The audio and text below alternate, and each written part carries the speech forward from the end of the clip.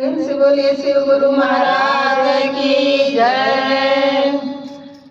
तो भोला जी कुछ नहीं मांगी एगो फूल मांगिला, गुरु जी कुछ नहीं मांगी एगो फूल मांगिला, गुरु जी राव रे चरनिया के दूर मांगिला, गुरु जी राव रे चरनिया के दूर मांगिला।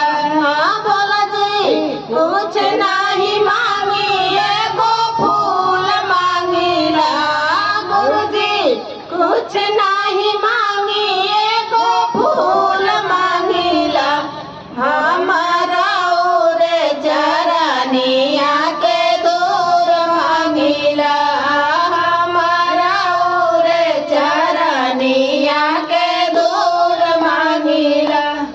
गुरु जी राम ऐसन हमका खाली पति मांगिला, भोला जी राम ऐसन हमका खाली पति मांगिला, भोला जी जनम जनम एक साथ मांगिला, भोला जी जनम जनम एक साथ मांगिला।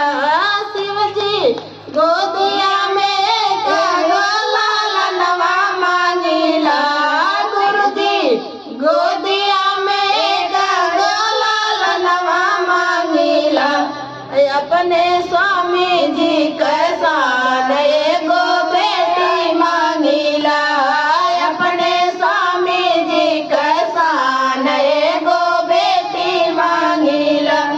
गुरु जी कुछ नहीं मांगी एगो फूल मांगिला, भोला जी कुछ नहीं मांगी एगो फूल मांगिला, हमारा रे चरनिया के धूल मांगिला, हमारा रे चरनिया के धूल मांगिला।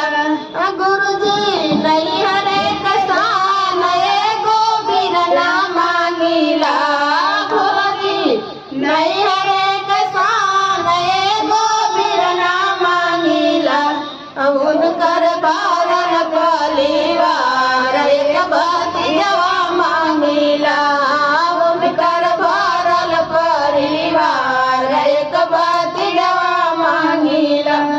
भोला जी कुछ नहीं मांगी एगो फूल मांगिला, हमारा रे चरनिया के धूल मांगिला, हमारा रे चरनिया के धूल